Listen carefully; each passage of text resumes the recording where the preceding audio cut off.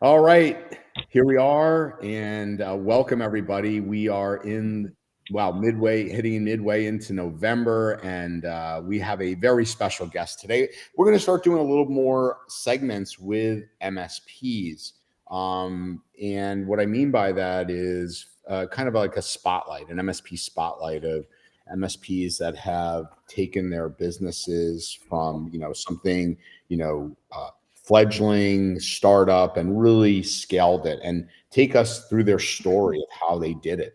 And that's one of the things we're going to do today. It also aligns with our November theme here in the cyber call, which is going to be very Microsoft centric and focused.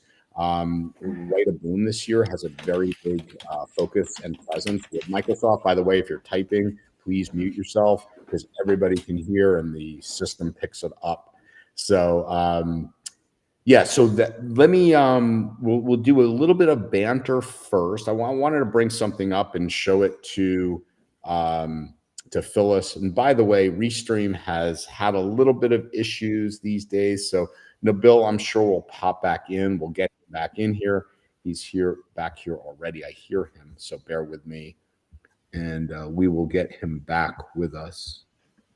Bear with me, everybody. There he is. All right, Nabil is back. Happy Monday, everybody. So, Phyllis, I want to share one thing and get your take on this. All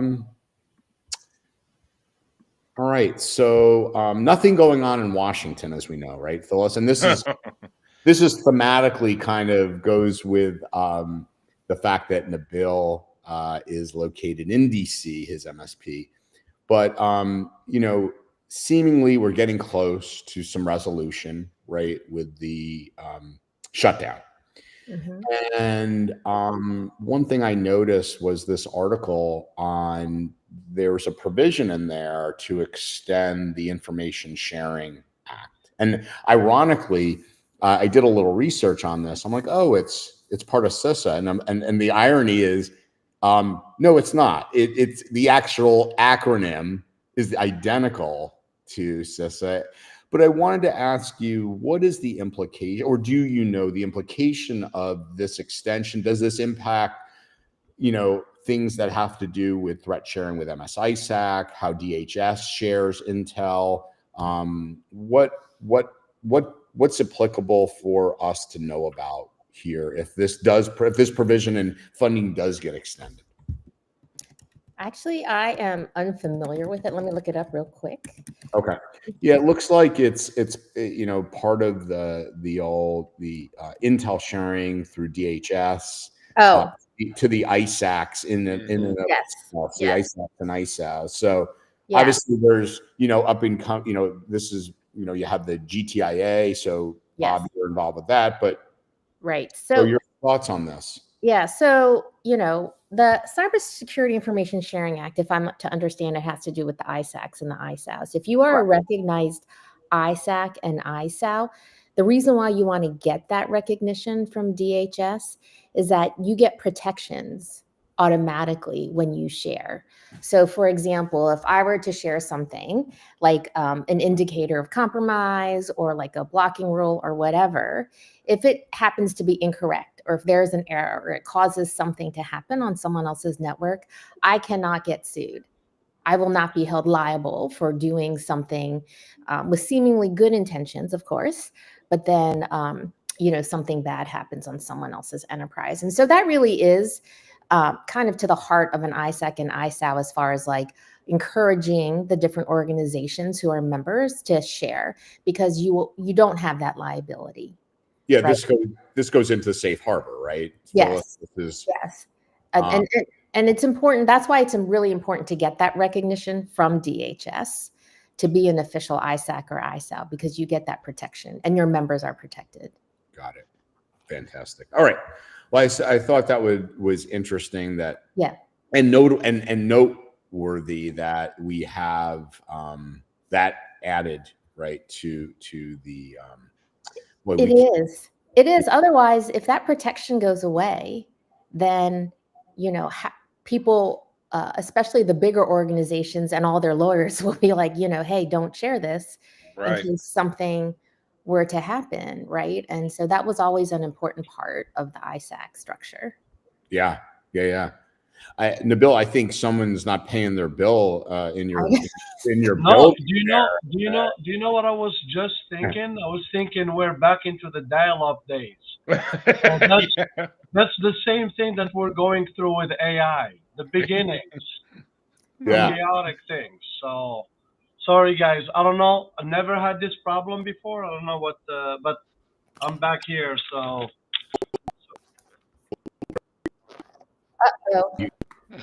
Andrew, you're also going in and out. Yeah. Are you telling us to go ahead and get started, or having Nabil I think introduce that's what I heard himself? him say. Yeah, let's have Nabil introduce himself. Yes. So, hey guys, I'm Nabil Aitoumedian. I'm the president of FSI Strategy. We are not your traditional MSP. We are more of an MMSP, a Microsoft Managed Service Provider. So we do business kind of differently than other MSPs. We're at heart, we're an MSP. The only difference, we are Microsoft centric company. So we decided to go a different route than other MSPs. Staying away from being jack of all trade and master of none, went the route of trying to be the true SME, subject matter expert at one thing, and we go from there. So we've been in business since 2003 as a company, as an MSP, and it's been a hell of a ride for me, as you can see as a title, from bar bouncer to tech executive. So my story is very, very different than a lot of MSP owners or executive where they start. I've been in the MSP business for 25 years, so I've known it for a while. That's something that I live in, and I'm very excited here to share my story with all of you guys. So please go ahead, don't be shy. What you hear, it's what you say. You know what you hear. I'm gonna be very direct, very honest about every answer. So my story. I'll just say real quick. I don't know what's going on. Restream's having issues today. Phyllis, team, if I get kicked off again, just carry it through like you have been. Let me just quickly set the stage and then turn it over to Net, who's going to kick things off. Nabil, you have been, first off, amazing to watch what you've done, in the years I've known you, and there's not a lot of people that have the grit and fortitude. First of all, you don't even come from the tech space, right? And, originally in your career, you were a professional high jumper. You immigrated over to the United States. You were a bouncer. Yeah. And so, your story is so atypical for, for what we see here, and an organization now that has become a direct CSP with Microsoft, an organization that is scaling now close to 100 employees. So before I hand it over to Net, can you maybe just touch on the essence of what grit is, and what maybe just the background that led you to that? I think it's really cool. So when I moved here, I was in 1997, right out of college in France. Moved here to the U.S. to New York City for about 7 months, then moved to Washington D.C., where my career started. Like, I finished college with a marketing degree, didn't know anything about technology, and the thing, it's when I moved in here. Funny enough, 25 years, 30 years later, we went from the internet era to now AI era. So I was part of the whole internet era. Email, didn't even know what email meant when I moved from France here. So it was a great start for me. Got a job as an intern for a tech company, which I knew absolutely nothing. The company was called OptiGlobe, so had to come in and learn. It was basically had to pick up the books for dummies. That's how I really started to learn about technology world. Funny part of it, when I was doing the internship, I got a job. I was working as a bouncer in a bar in Washington D.C. in a very popular area called Adams Morgan. and one thing about me, it's that helped me throughout my career. It's my personality. I'm very open, very direct. Uh, and I'm very genuine. Like I mean, to help people. That's how I was brought up. It's cultural, you know. So when I came in here working at a bar, for me it was like really the right spot for me, believe it or not, because I'm such a people person. Started to build relationships. So when I was working at the bar, while I was doing the internship, I met an engineer. Him and I decided to start a company. I started to help some. It started knowing a girl that we knew. She worked for a dental office. They needed help. Started to work with dentists. Uh, Outside of my internship, then I was working at the bar. The way it works is like when I'm working at the bar, everyone is 21 and older. Period. So I was Yeah, thinking, sure, of course, always. yeah, exactly. That's what I thought when I checked the card. It could have been 15, but you know how it works. So no, the way I thought about it, I was like, hey, everyone that comes in here, they are potential. Actually, they all work somewhere. They are always. Everyone has a job. They work for somebody. They're either in IT or whatever. So I started to talk to people. I'm like, hey, start to build a ship, saying, hey, can you get me an appointment with your office or your IT director or and it had a win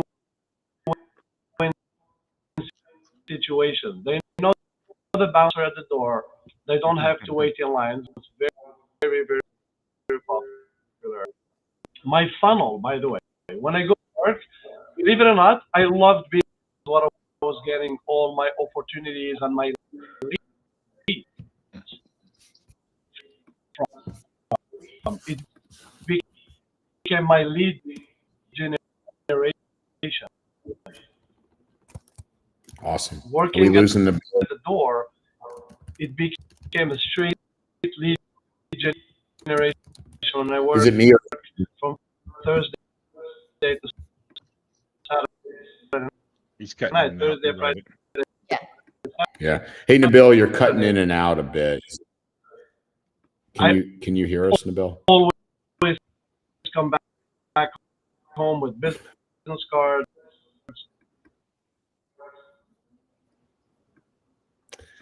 Oh Yeah, boy. he's freezing. Maybe Yeah. we just have something in the chat.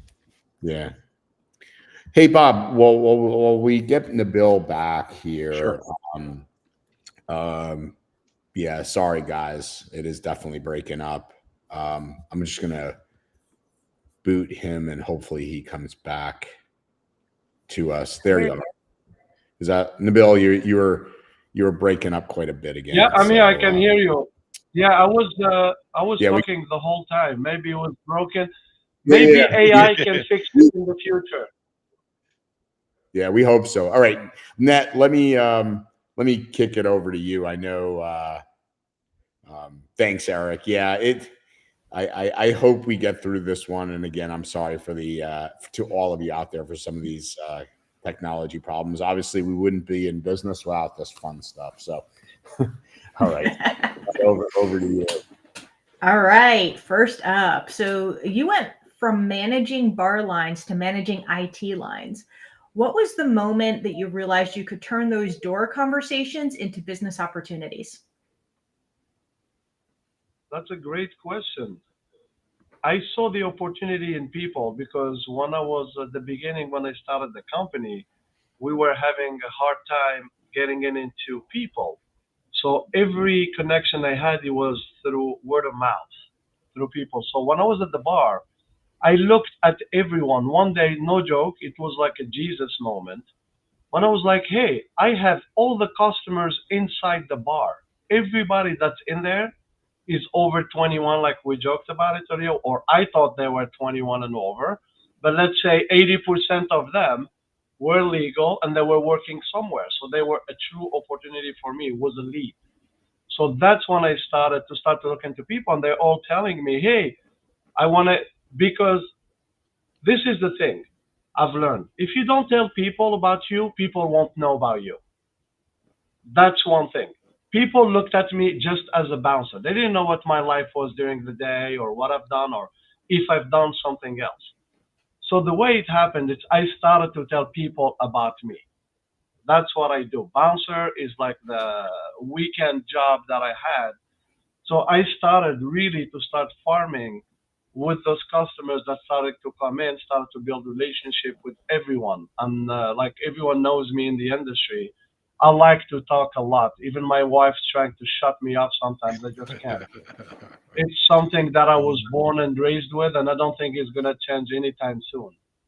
So that's what like I said, I had that moment when I looked at everybody. It's like, hey, everyone works somewhere. I looked at everyone as an opportunity. And the minute I started to tell people about my life, people started to approach me actually more, bringing it to me like, hey, by the way, I know you do the IT stuff. We're having problem. Our company is looking for somebody to hire, whatever. I'm like, hey, can you get me an appointment? Let me talk to them before they hire somebody. I would like to tell them my side of the story. So my job was promoting myself. I feel success for any company or any person. It's about promoting your own self. People need to know what you do, who you are. People do not buy from you just like that. They need to know you. They need to trust you. They need to know what you do. You're not gonna be, talking to people thinking they're gonna buy IT when they don't know you are selling any of the services that I was selling in the MSP. So my job was to make sure everyone knew what I was doing outside of just standing at the door. And it was a repetitive things over and over, but I can tell you it was very successful because 99% of the meetings I got, it was all through the bar. So I didn't have to go work harder for it anywhere else. Which Yeah. even when people were having fun, I was working. And Yeah. to tell you, one of the biggest thing that I got working in the bar business is to learn about how to read people and situations. And the more you do it, the more you start kind of you look at somebody and you know what they are up to, what about to happen. You start kind of having that intuition. Uh, you grow into it, and that helps me a lot when it comes to the business. Yeah. Because now, yeah, go ahead. I was going to ask you, does it help you? Maybe a silly question to Bill, but does it help you read like people in general? Whether it's a sales situation, whether it's your employees, whether it's you can sense frustration, you can sense different facets of dealing with people. I love you said it because I do not think this is a silly question at all. I think it's like a very important question because learning those trades, working at the door, managing chaos, because anything that has to do with bars or clubs are a bit chaotic. Same thing goes into the business. You apply the same principles when you read people, so it gives you the upper hand of like seeing people. You can read them, so you can act on it quicker before things become bad. It can be on employment here, unhappy employees, uh, you know stuff like that that you can approach earlier because you can read those signs from your experience that you've got from people, the way people behave even every day. Even somebody telling you hello one morning, that hello has a different sound to it, the way he's carrying himself. All that stuff are a learning. I keep learning every day. Now it's the same thing goes.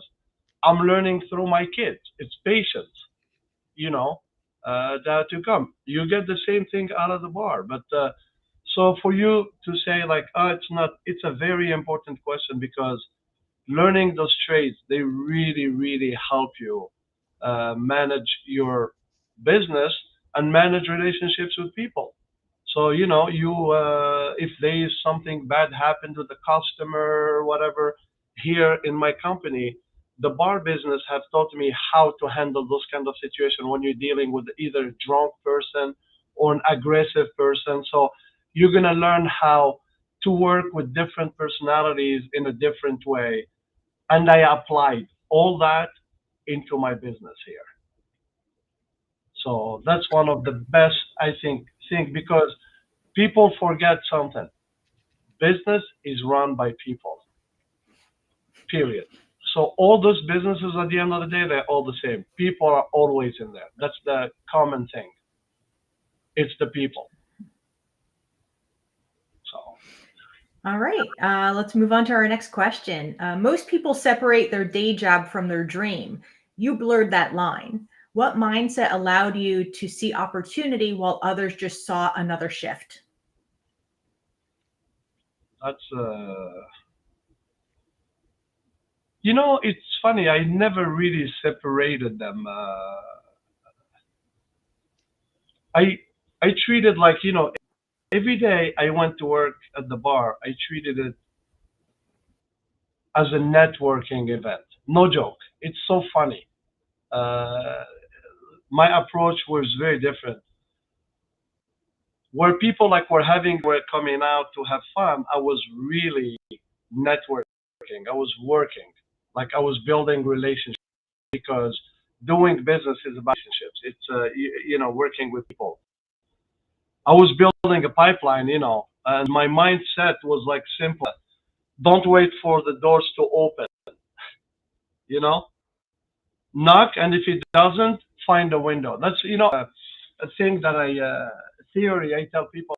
They all laugh about it. Every house has one door, and 95% of the time the door is closed. Everyone checks the door, but no one gonna checks the 20 windows, correct? Nobody. I don't know anybody every night before you go to bed, you check every single window that you have. The way I look at it, when the doors are closed, find an open window and get from them. So I'm always looking for that kind of opportunity. So my dream, always, you know, I always aim high. I look at it, there is one way to this world. It's 6 feet under. So I want to go all out. While I'm doing it, I got to be nice, be a good human, help when I can. So my end goal here, it's to succeed. But while I succeed, people who are around me, it comes from my the people I work with, or my family members. I want this success to be enjoyed by everyone around me. Otherwise, it has no taste. So I don't know if I answered your question, but Yeah, yeah, that was perfect. So what lessons have you learned from being a bouncer that carried over into running an 85-person MSP, especially when it comes to reading people and de-escalating situations? I will tell you, it's treating people right with respect. When you do that, I think it will take you a long way. And I'm trying to teach this to my kids. You need to earn respect. And then when you have that and you respect others, people will always be there for you. So that's for me, it's like the biggest lesson I've learned. It's about respect. That's because again, we are dealing with people. So kindness and respect will take you a long way. Yeah, that's a good one. Absolutely. So you started by asking You know, like bar I tell people, if you want, yeah, if you want to, go ahead. So you started by saying that you were asking your bar patrons for meetings. What did that script sound like back then? And how would it sound today if you were doing it?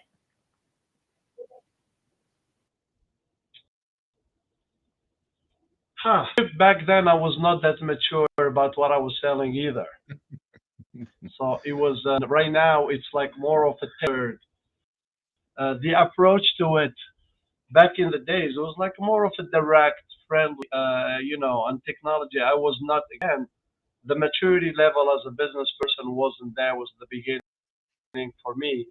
So a very simple approach to it. Hey, can you get me? Do you guys have IT in your office? Yes or no? Okay.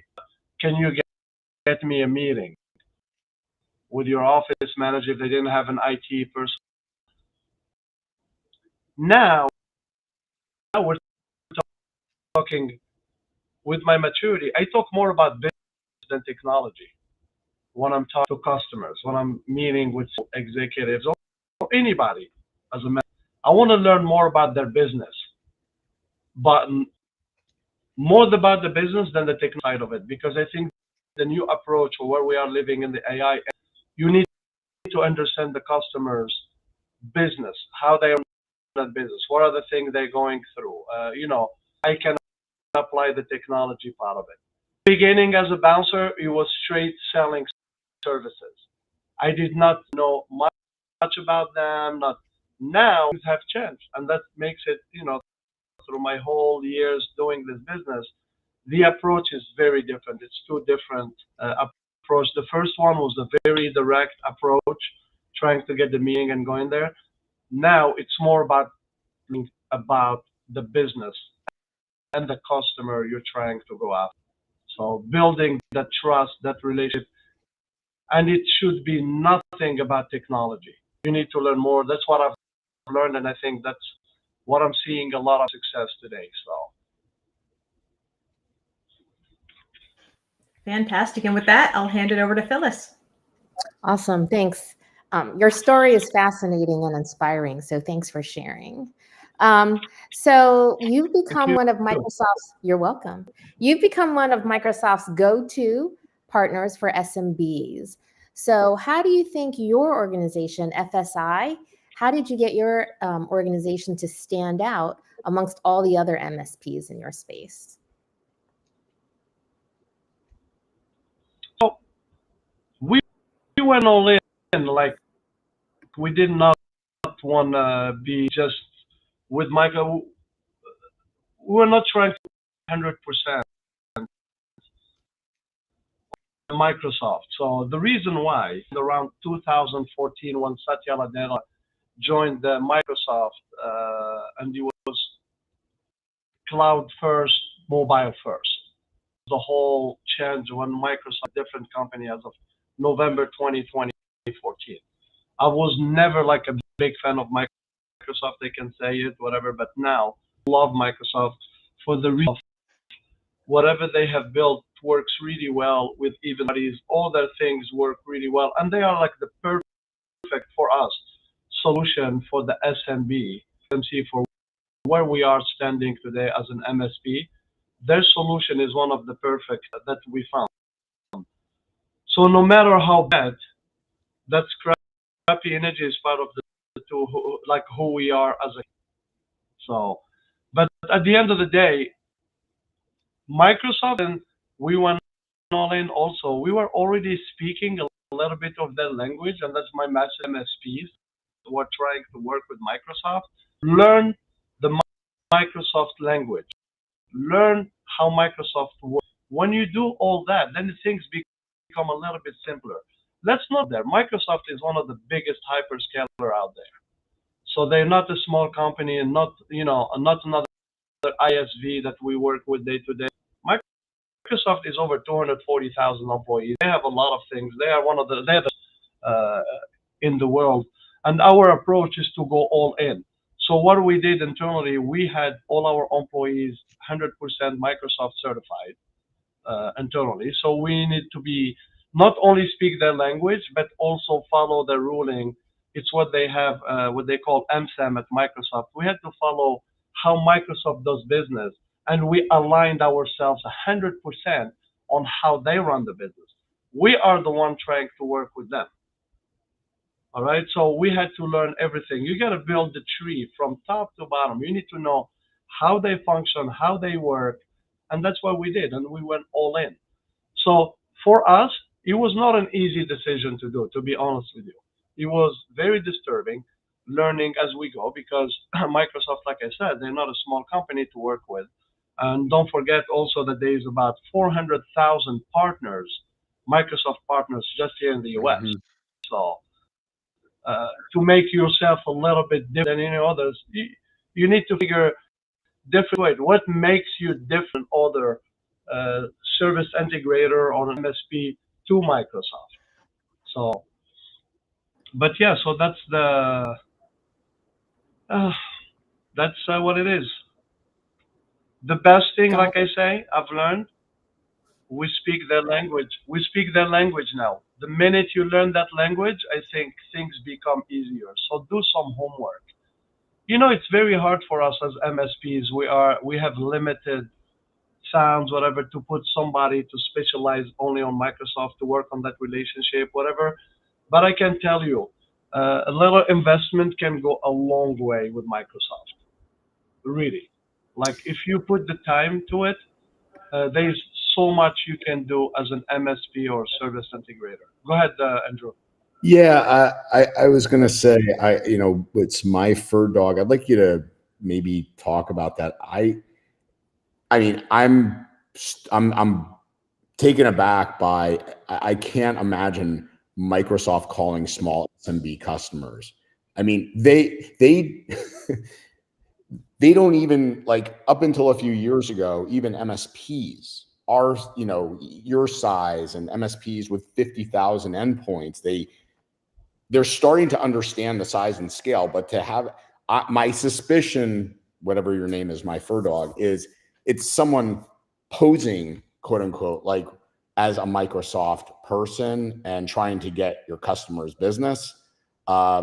That is not something Microsoft does, but I'd like to hear from you, Nabil, who knows the engine very well. And and and then like I hear it every day. By the way, every day I'm talking to MSP CEOs, and to a lot of people they think I'm crazy. We are as a company because FSI is myself and my business partner, who is the CEO here. When we made that decision, everybody thought like you are out of your mind. You're gonna be wasting a lot of money. Nobody ever gets anything out of it. So the way we did it, we hired a consultant about 3.5 years ago who came in, knows the Microsoft ecosystem inside out. That's somebody who's been in it for 25 years, because we tried for 17 years and there was absolutely no result. We just didn't know how to work with them.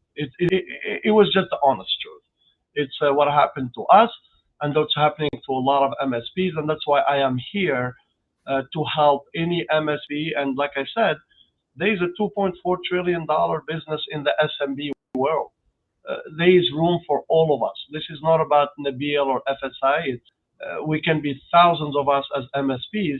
If I can teach few at the time how to work with Microsoft and crack the code on how to work, the only thing I tell MSPs, you need, no success comes with you sitting back and not doing any effort, whatever. You have to work very hard at it. And it all starts with going back to the bar business about building relationships. I will say it over and over. If you want to succeed in our business, you need to build relationships as you go, and you need to apply the same thing to the Microsoft sellers and executives. So you need to start that engine. Look at Microsoft, it's like you're approaching a customer. Why is a customer going to buy from you? You have to be very different. If they're being approached by 20 other MSPs, you have to find something that makes you very different than others the day when they pick you up. You do the same thing, use the exact same theory with Microsoft. But this time, Microsoft is a vendor. It's different. Of course, people will think about it. What am I going to go and promote to? But yeah, they are the biggest company in the world. Everybody uses Microsoft on their computer. So we were like, there's a true synergy here. So what I did, I started to build relationship. And when we hired the consultant, first of all, he taught us to understand the whole Microsoft ecosystem. Hmm. The beginning to start with understanding CSP. This is something that all of us MSPs are running. Understand the licensing part of it. I know Microsoft has changes every year, every 6 months, every 3 months. The secret of the success is whenever they change, you change with them. Let's stop complaining. That's the world we live in. Things are changing. We're going to see it even worse now with AI. With the whole agentic things. Okay, let's jump in on that agentic bandwagon, whatever, and join everyone else. Same, but like I say, Microsoft, you just have to understand, speak their language, understand how they work, and then do everything that they ask you to get. If you're trying to work with them, first thing you need to do is to get designations. You need to have like for us, for example, MSPs, we are in the modern work designation and security. Those are the simple ones because this is what we do our customer as a regular MSP, the day to day. So have those things first. Start building relationships. Start talking to sellers. try to be different. Don't go and ask for handouts. Tell them what you can bring to them. My approach is very different. I go to the sellers and I tell them, I will run the marketing campaigns on your accounts. I want to work hard for them. I don't want them to work hard for me. They are Microsoft. So I go and I do marketing campaigns. I utilize my SDRs, run campaigns with the Microsoft sellers, and then we go and we get what they call win wires. So the wins that we get. But like I said, it's not easy, but it is doable, and I'm a living representation of all that. It took us, FSI, 17 years to be able to get into this thing. And that's why you see, I'm so excited. I love it. I love it even more because all the stuff that I built with Microsoft is through relationships. And I tell them what makes us very different. By the way, I'm going to tell you guys something here. We have changed at FSI, we have even changed the acronym of MSPs, the Managed Service Provider. We are a modernization solution provider. So we help our customers when they come in and they have an E5 license. We take them through a modernization journey. We make sure they utilize the hell out of the Microsoft tools that's already there. They just don't know that they have things and then they go buy third-party tools. So our job is to modernize them and then kind of remove third-party that they don't need. This is how you approach the customer. Because you have an E5, Microsoft have evolved so much in the past 10 years. It's crazy how much still people talk about Defender as an antivirus. And it's not. It's way more than that. The security stack of Microsoft is amazing for me. It works for us. But again, it all starts at the licensing part of it. If you understand the licensing, what's an E1, what's an E3, what's a business premium, what you get out of an E5, and you can have those conversations with the customers, and then you can talk about the directions that you're going, about the modernization part of it. Now we're living in the whole AI readiness. That's what the modernization is part of it. It's to get all those customers to be ready for the AI era, where we're all gonna be in. Anyway, a lot of people are in it, but now we're living in the chaotic world of AI. You can ask 5 people in one setting, in one table, you're gonna have 5 different versions of what AI means and where they are going.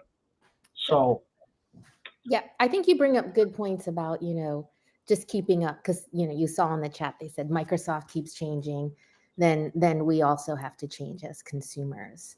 So one of the things we want to know, you scaled from a scrappy startup, like you said, to an 85-person machine. So what habits or principles from the early days do you still hold sacred?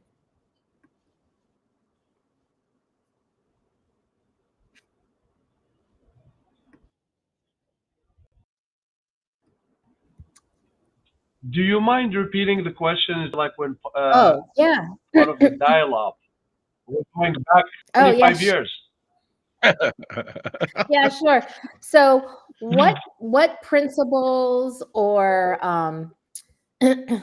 or habits that you still hold true today that has helped you in your business when you started off just as a small organization and now you're much bigger at 85 people?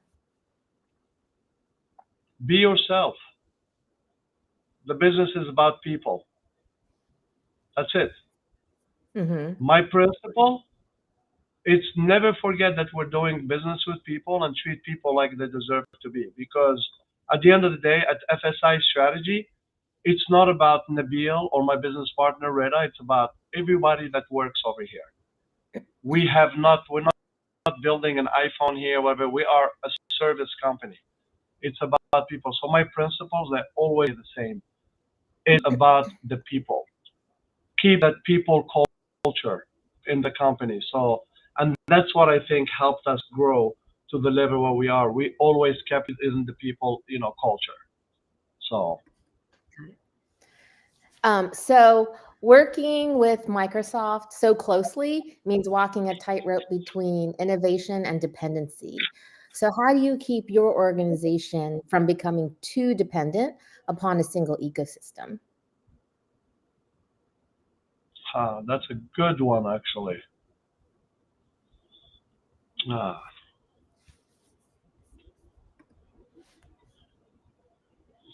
So we do build on Microsoft because of the experience we had through all the years. I think every MSP as well, not by choice, but we all worked with Microsoft. I mean, for the past 25 years I've been in it, Microsoft has been in our world, period. So, but our value is in the framework, like the security layers that we bring in and the services we create on top of that platform. So what we love about Microsoft at FSI, we call Microsoft our platform. All right, this is where it all starts, whatever. All right, and then from that platform, Microsoft is our foundation as well for differentiation. But it's from there that we can take customers to other things, and that's why we get very tight with other ISVs who are working well with Microsoft that we bring in to work with them. Like we're working a lot, for example, Andrew knows, and we discuss a lot, like company like Huntress, I can throw the names out there in the call, Enforcer as well, AvePoint. All those companies understood it early on. Because Microsoft is just a platform, we doesn't mean we are dependent on it 100% because the technology is so open. It's so big. But all of us need that framework, that platform where we can start SMB world for us. Microsoft, I think it's the perfect platform for them to run your business day to day. And we can go back to like just having the Outlook, to the Word document and Excel. People were still running their businesses like that. Now Microsoft, their platform has expanded to so much that you can do when you are in that Microsoft platform. So for us, the way we do it, that's where we start from, and that's why we start going out and finding those partners or other ISVs that, for example, Huntress to put the security part of it, to give the 24/7 for us, stuff like that. So, but for us, I look at it as like the perfect platform for any SMB. If you ask me, I would not go anywhere else. Nabil, I think it's almost like, and so I'm in full agreement with you. If you think about companies like accounting organizations that support maybe a Mass 360 or even, Dynamics accounting solutions, or the bigger ones that support SAP and we have a huge advantage because of the recurring services that we can surround ourselves that you've just put out. If you're in a narrow vertical, and it's like a lot of times it's a one and done, right? So I see it as a huge opportunity. So that I just want to put that. No, it's fun. No, I'm glad you talked about it, and this is a subject that I discuss a lot. For example, about when you are in the Microsoft world, a lot of people look at it. It's a one and done in the way you do a project and you're gone, correct? But I'm gonna throw like a big nugget over here, which people again always keep asking me, how are we doing to get to work with Microsoft closely? You need to not only try to be different and check all the box to be a good partner with Microsoft, but you need to create something very than other either MSPs or SI, the big ones that work with Microsoft. Like for example, we created the configuration around business premium, whatever, for a customer, which we call safeguard. So we go to Microsoft with the configuration that people have, because one of the most unknown thing is people have licensing and they don't utilize them.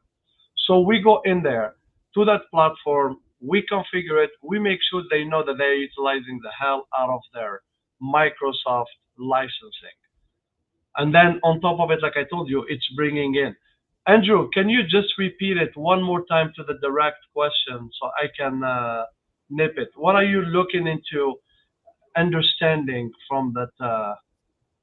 I wouldn't say it was a question. It was just more of a statement that I'm in agreement with you that I like the way you look at Microsoft as a platform versus, consulting firms. If it's they're very, I think, relative to us, are very limited. That's all I'm saying.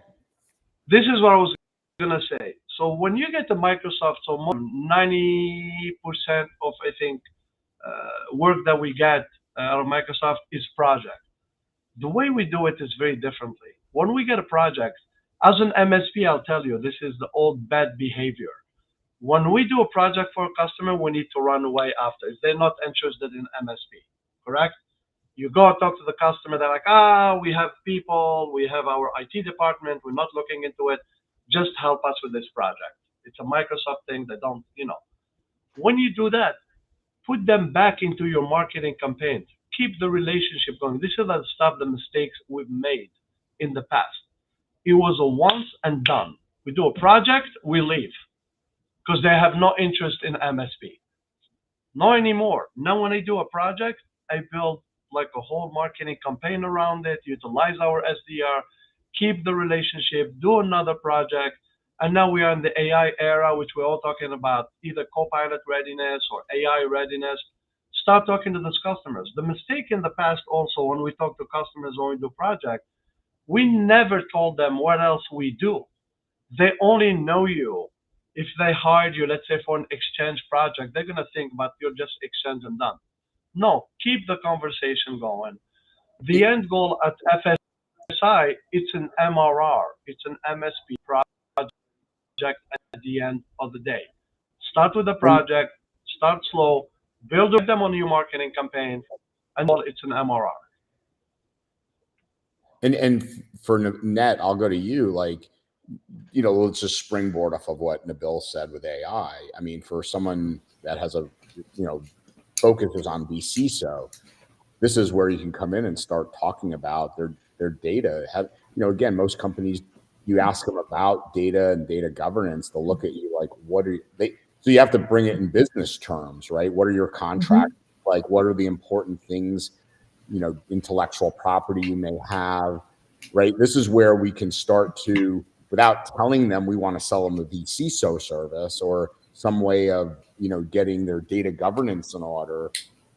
This is, I think, a springboard of what Bill's talking about, Yeah, and I would actually say you should probably include some vCISO time in your AI project to incorporate some of that, so they see what the value is that this particular position brings. So that you're going to go ask them like, hey, we did a great job on this project. You want to extend and have a contract with vCISO services. They've already had a taste of it. They already see the value that person can bring to their organization. I would say any projects that are touching on any type of vCISO services, any type of security advising, you should probably add a few vCISO hours into projects like that so that you have that opportunity to keep it going. Yeah, they also and then we're doing that. And no, what I was going to say about what Ned said, it's pretty amazing actually, because CISO is so important also when it comes right now. Let's say we are in the Microsoft ecosystem. CISO is so important because, everyone is talking about security for AI readiness, but no one is talking about security after the AI readiness when you have the agent, the après. Everyone today is talking about the readiness, whatever, but no one is talking, people are already building agents. No one is talking about, oh my God, how are we going to keep moving forward and securing that agent, because now we're just getting that ground, the beginning of it is helping them to their security readiness, data cleansing, security readiness, and all that is the beautiful story of the whole AI journey. But how about now people already have agents? What the hell, what are you doing? What are the plans for security? What is it? And that's why I feel like CISOs today, they need to be included no matter what, any conversation. Security is the number one priority for any customer. The before, the after, and then looking way ahead of the future. What are the plans? Because we're all talking about the beauty of what AI is doing and, fixing operational issues and all that. But we're forgetting the big security part of it. You know, like, hey, how about what are the hackers doing? Utilizing that beauty stuff, the good stuff that we're talking about. How about them? How are they getting ready to utilize AI to harm the rest of the world? So, you know, those are the things. Like, this is the world that we're living in. And that's why I think security, it is the number one priority for any business today, because all of us are at risk. And the more now we're getting into this whole AI era, it's only going to get worse and worse and worse. So, Okay, thank you. I'm in the interest of time, I'm going to hand it over to you, Bob. All right. Thank you. So Nabil, once again, another thing we had in common, you were a bouncer at a bar. I was a bouncer in the football dorm. They called us resident assistants, but don't kid yourself. It was a full-blown bouncer job trying to keep those gentlemen in order, right? So another thing and reading people was a key. So I'm all with you on that.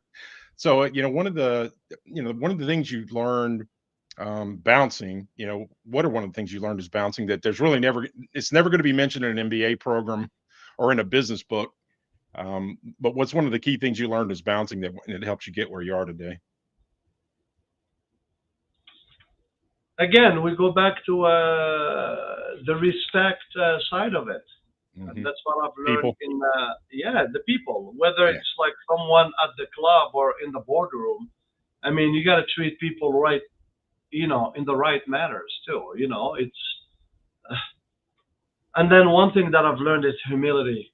I learned it very, very fast. That's Yeah. a big, uh, a big thing. That's something that I've, learned a lot. Yep. So You know, go ahead. Go ahead. no, no, I'm gonna say it's funny because you see in the two world, no title really makes you who you are. No, right. That's who you are as a Right. person. No title is gonna make you who you are, and that's what I realized. It doesn't matter what job you do or where you are, what industry. At the end of the day, it's about you. That's how you are, how you behave yourself. So it's the same, you know. Yeah. That's the lesson I've learned: humility and respect. Yeah. I agree 100%. So, most of the MSPs really struggle to get beyond like service delivery. I think you and I've talked about this before. So what helped you guys break out of that break fix tech guy sort of personality as an MSP and then actually get a seat at the table for strategic discussions with these customers? What tactic helped you do that? We just stopped talking about IT. We talk about outcomes. People need to stop. I mean, you know, that's how one of the things, like the problem that we have in our industry. Everyone is shoving IT into all those executives. They're not technical people. You know, Right. those people I want. You know, when you're talking to a CEO, he wants to hear more about the outcome. He doesn't want to hear about your technology or whatever. I'm not a technologist myself. So you're gonna lose me at hello when you get too deep. I'm like, you're talking another language to me. And, Yep. and I think this is where we see the big, problem. So yeah, so we stopped talking about IT. I stopped talking about IT. I talk more about the outcomes, like what's gonna come out of this. Like, so that's our approach. So Yeah. Makes complete sense. So, you guys have kind of been right in the middle of the AI ecosystem and like one startup. thing, Oh, he's still going. We help organization work smarter and stay secure. Like, because one thing I've learned about security, you need to educate your own people. And that's what I'm Yeah. telling. It's not about just flopping a technology, but I feel like training and, teaching basics to your users. Because look, you guys are in the cybersecurity world. You know it. People always come in through people. Who makes the Yeah. biggest mistake to click on the wrong link or whatever? It's always people. So we need to change the way we behave. We need to train those people, teach them a little bit, train them. That's one thing we've been losing track of today. Yeah. So Yeah, I agree with you. I spend a lot of my time in the training mode, as you know. So you, Nabil, you guys are in the Microsoft AI ecosystem and been using it up close. How do you balance adopting AI tools with ensuring that you don't lose the human edge of your personnel as a part of that process? I think that's a great question. If I had the great answer for you, I'd be in the $1 billion because everyone is wants to know that answer, right? no, but so actually where we are, the way we are approaching this whole AI journey ourselves, it's really not about the replacing the people. It's actually making people better. Utilize AI today. It's like, for example, I don't know. I think Andrew knows, and I think Bob has spoke with you before. We were a ConnectWise shop for 17, I think, yeah, 16 or 17 years. And about a year ago, we moved everything to Dynamics. So we drink our own Kool-Aid, and we love it. We're running our, service desk from Dynamics. Yes, it was not an easy thing to do, but we went to it, and now we're utilizing Copilot part of it to help us through the marketing, in Dynamics, sales as well. So we are utilizing that. But our approach again, it's not to replace people. It's actually to do more with less. Actually, now it's going to help us grow without having to bring in more people.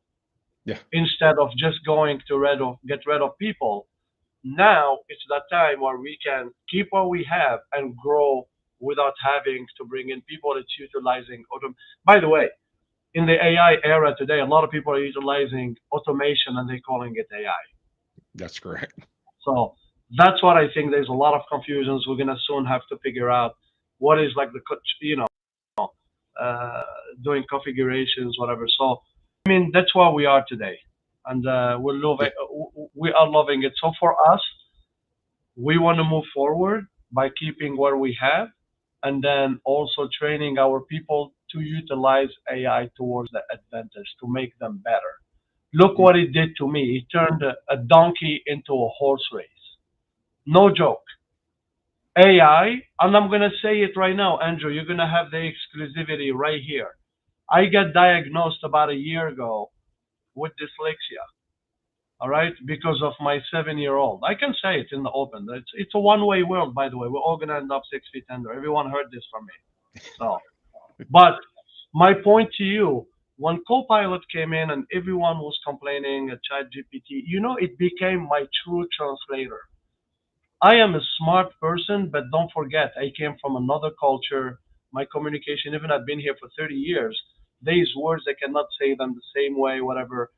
With my dyslexia and being an immigrant that, had to learn English in the past 30 years, come into this, AI has put everything I always dreamed of into words. Give you a quick example. Every time we go to a meeting with my business partner, with the customer, and I'm talking, they see my passion, and then my business partner stands up and says, let me tell you what Nabil means by this whole blah, blah, blah, blah, blah he was talking about. I told him he's fired last year because now AI puts it into words for me. I no longer need him. So my point to you guys, for me, AI has made my life so much easier. A lot of things I struggled through. I'm not the person that loves to read. Never been. It's not going to change. AI summarizes things for me to understand them, what I need to understand. And one thing people are forgetting today, knowledge today is democratized. That means any of us can get any information we wanted in the milliseconds. You can be almost a doctor if you want to, which I'm seeing people are going crazy. They type on ChatGPT how to fix your son who is sick, whatever. But my point to you, you can get any answer and educate yourself through AI. We have that. Knowledge has been democratized. There is no reason for any employee or any person to say, I don't understand it. You can go to any AI tool, ask it the question, it will give you the answer. Yep, very much so. So one thing I dropped a link to the Salesforce study, but this is on the AI topic, that it said 63% of business leaders feel like they're ready to take advantage of AI, and 83% of the data analysts say our data is not in good enough shape to be able to layer this on top of. So you can see the gap right between the leadership levels and the analyst levels for sure. Go ahead, Bob. Can you put that in the internal chat and I'll push it in? Yeah, I would do that. I would do that. I know we're at the top of the hour.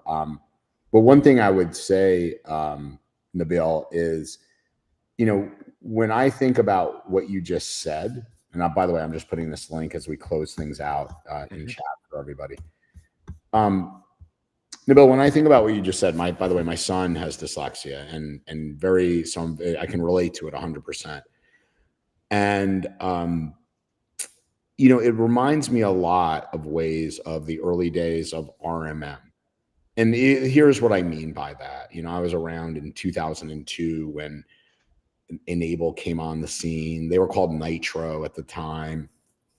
And again, everybody was like, you know, initially freaking out that, you know, well, my team spends all this time patching. My team spends all these times doing all these things. And my gosh, what are we going to do as MSPs? And I think we're at this, and we saw a revolution, right? The MSPs that embraced automation from that point, not the latest RPA, but automation at that time, were the ones that scaled and grew the fastest and biggest. And then what I see here the same. I think people that embrace AI and understand the right use for it and how to build practices around it versus it's the end, it's going to eliminate jobs. I think we're going to see this next jump of MSPs that do embrace it are going to just outpace significantly everyone else. And you are 100%. That's what I tell people. Don't be scared of AI. Use it toward your advantage. It's going to make you a better worker, smarter, because don't forget, all of us are overwhelmed with data. We're talking about cleaning up data for customers. We need to clean up the data here in our brain first. We have too much data today. If we go back 30 years back, our parents didn't know more outside of the next door neighbor or the aunt's problem. Here now we have too much. Yeah. And that's why we need to take a step back and start utilizing it for what we need it. You know, there's a reason why a lot of the very successful C executives, they wear the same thing every day. You know, because they don't want to overthink about it in the morning when they get up, like Mark Zuckerberg wearing the same t-shirt. He has 1,000 of them. But he wears the same thing every day because he doesn't want to wake up in the morning and say, hey, how is my hair looking? Spend, you know, or should I wear blue or red? Utilize that brain for something more important of decisions of your day to day.